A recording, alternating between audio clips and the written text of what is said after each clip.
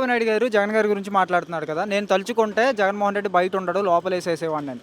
నిజంగా జగన్మోహన్ రెడ్డి గారిని అరెస్ట్ చేస్తారా? జగన్మోహన్ రెడ్డి గారిని అరెస్ట్ చేయాలంటే ఫస్ట్ వాళ్ళకి గట్స్ కావాలన్నా ముందు. ఎందుకు ఈ మాట అన్నానంటే ఇన్ని రోజులు అవుతుంది ప్రభుత్వం వచ్చి ఒకవేళ ఆయన రివెంజ్ ప్లాన్ తీసుకోవాలంటే అది ఎప్పుడో తీసుకోగలడు. ఆయన తీసుకోలేక కాదు. అతనికి చేతగాకో లేక ఇంకో విషయం అనేది తెలియదు కానీ జగన్మోహన్ రెడ్డి అరెస్ట్ చేయాలంటే ఫస్ట్ అతను చేసిన తప్పులు ప్రూవ్ చేయించాలి కదా! అది ప్రజలకు తెలుసు. ఇంకోటి వచ్చేసి అక్కడ ఆయన అరెస్ట్ చేస్తాను అని చెప్పేసిన మన సీఎం గారికి చంద్రబాబు గారికి కూడా తెలుసు. అది చేయటం అది అది వాళ్ళ వల్ల కాదు. ఒకవేళ అయినా సరే ఆయన గారు మళ్ళీ బయటకు వస్తాడు. వచ్చిన తర్వాత అది ఏ విధంగా ఉండిద్దో ఆయనకు తెలుసు. సో అందుకని అరెస్ట్ చేయకుండా భయపడుతున్నారు. ఆయనే కాదు, పవన్ కళ్యాణ్ వల్ల కూడా కాదు, ఇంకెవరి వల్ల కూడా కాదని నేను చెప్తున్నాను అన్న. కానీ పవన్ కళ్యాణ్ వైసీపీ నా కొడకల్లారా అని చెప్పి కూడా మాట్లాడుతున్నారు. అన్న ఇప్పుడు బురదలో రాళ్ళు జల్లితే అది వచ్చి మీద పడిద్ది అన్న. అతనికి పవన్ కళ్యాణ్ అనే అతనికి ఫస్ట్ ఒక మాట అతని గురించి మాట్లాడాలంటే రాజకీయం అనేది తెలిసి ఉంటే దాని గురించి మాట్లాడగానే రాజకీయం గురించి తెలియదు అన్న. రాజకీయం గురించి తెలియకుండా ఉండబట్టే ఈ బూతులు అనేవి మాట్లాడేది వస్తున్నాయి. రాజకీయ నాయకులు ఫస్ట్ ఒకవేళ రాజకీయ నాయకులు ఎమ్మెల్యే అయినా ఏదైనా సరే ప్రమాణం చేస్తారు. ఏది ఒక మాట కూడా రాకూడదు, బూత్ మాట అనేది రాకుండా రాజకీయబద్ధంగా వెళ్ళాలి. అలాంటిది వీళ్ళు రాజకీయాన్ని తీసేసి పక్కన పెట్టి వీళ్ళ ఒక సొంతంగా మాట్లాడుకునే విధంగా అయితే ఇది రాజకీయం చెల్లదు, అవ్వదు. ఈ పవన్ కళ్యాణ్ అనే అతనికి నోటుకు వచ్చింది మాట్లాడుతున్నాడు. మాట్లాడినవు మన వాళ్ళకి ఇక్కడ వైసీపీ వాళ్ళకి రావడం మాట్లాడేది ఇంకా వాళ్ళకి చాలా వచ్చు.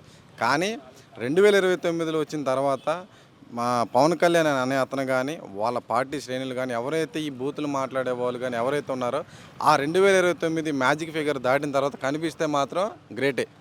అన్నా ఇప్పుడు జగన్మోహన్ రెడ్డి గారు కొత్తగా నిన్న సెన్సేషనల్గా ఒక ప్రెస్ మీట్లో మాట అన్నాడు. మావిగాని అన్న వాళ్ళు నా వైపు ఉంటారు, అమరావతి అంటే టీడీపీ వైపు ఉంటారండి. ఎందుకు ఆ లైన్ తీసుకున్నారు జగన్ గారు? అన్నా ఇప్పుడు ఆయన చెప్పిన మాట స్టేట్మెంటు ఒక చదువుకున్నోడికైతే అర్థమవుద్దన్న. ఆయన ఏం స్టేట్మెంట్ ఇచ్చాడండి అక్కడ, అమరావతి అనేది 2 లక్షల కోట్లు అనేది ఖర్చు అవుతుంది. ఈ మావిగన్ అనేది మచిలీపట్నము, గుంటూరు, విజయవాడ అనేది జస్ట్ 20 మన 2 లక్షల, అది అమరావతి వచ్చేసి 2 లక్షల కోట్లు అయితే ఇది వచ్చేసి 20,000 కోట్లు మాత్రం అవుతుందని చెప్పేసి మన జగన్ గారు చెప్పారు. అసలు 20,000 కోట్లకి 2 లక్షల కోట్లకి చాలా డిఫరెన్స్ ఉంది. ఇదంతా ప్రజల సొమ్మే. అందుకని జగన్ గారు ఏం చెప్తున్నారంటే ఆ ప్రజల సొమ్ము అనేది పోనీయకుండా వీళ్ళు అప్పులు చేయటం అనేది కూడా లేకుండా ప్రజలకి మేలు చేయమను. ఆ అమరావతిని ఏం చేసుకుంటారన్న, అమరావతిలో ఏముంది, ఇంతవరకు రోడ్లు లేదు, డ్రైనేజ్ సిస్టమ్ లేదు. ప్రతిదీ ఫస్ట్ నుంచి 0 నుంచి 100% చేయాలంటే కనీసం ఖర్చుతో గుండి పని. అదే ఖర్చు పెడితే మన చదువుకున్న పిల్లలు ఉన్నారన్న, డిగ్రీ చేసిన వాళ్ళు ఏంది, బీటెక్ చేసిన వాళ్ళు ఏంది, ప్రతి ఒక్కరికి లైఫ్ అనేది ఉంటుంది. అదే డబ్బులు వీళ్ళకి తగలబెట్టండి సార్ సీఎం గారు.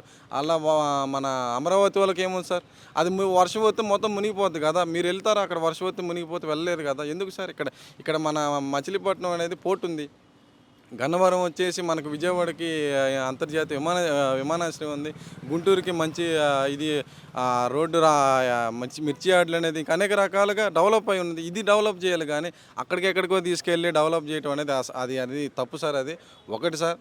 ఇక్కడ చదువుకున్న వాళ్ళు, పేదవాళ్ళు చాలామంది, దళితులు కానీ పేదవాళ్ళు కానీ ప్రతి ఒక్కళ్ళు జాబు లేక చాలా అవసరం పడుతున్నారు. అదే ఆ 2 లక్షల కోట్లు అనేది ఈ పేద ప్రజలకు కానీ పెడితే కనీసం వాళ్ళ బ్రతుకులు మారుతాయని నేను కోరుకుంటున్నాను. మీరేమో జాబులు లేవంటున్నారు. అనిత గారు గతంలో జాబులు మనం వెతుక్కుంటూ వెళ్ళేవాళ్ళు ఇప్పుడు నడుచుకుంటూ వస్తున్నాయి అంటుంది కాబట్టి అనిత గారు అన్న మాట, అది ఏం జాబ్ ఇచ్చారో ఒకసారి ఒక లిస్టు కానీ మాకు చూపిస్తే మేము అదే అడుగుతున్నామా. ఏ లిస్ట్ ఇచ్చారు? పోలీసు ఇచ్చారా, మన పోలీసు ఇచ్చారా, లేదనుకుంటే మన కానిస్టేబుల్ ఇచ్చారా, ఇంకా అనేక రకాలుగా ఉన్నాయి సార్. మన టీచర్ పోస్టులు ఇచ్చారా, ఇంకా ప్రతి బ్యాంక్ జాబులు ఇచ్చారా, మన ఏమి ఇచ్చారని జాబులు వస్తున్నాయి అని చెప్పేసి అన్నారు. ప్రతి ఒక్క డిగ్రీ చదువుకున్నాడు ఏమవుతాడు, మన బీటెక్ చేసినోడు ఏమవుతాడు. కంపెనీలు లేవు, ఏమి లేవు.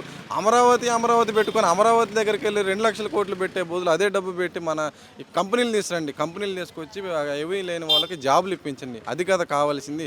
మీరు చెప్పేది అనిత గారు అది ఉట్టి అబద్ధం. జాబులు అనేది ఎవరికి లేవు. జాబులు వస్తే ప్రతి ఒక్కరు బాధపడాల్సిన పని లేదు. హైదరాబాద్కి వెళ్ళి జాబులు చేసుకునే అవసరం లేదు కదా సార్. అదే నేను కోరుకునేది. అనిత గారు మీరు చెప్పిన స్టేట్మెంట్ మాత్రం తప్పు.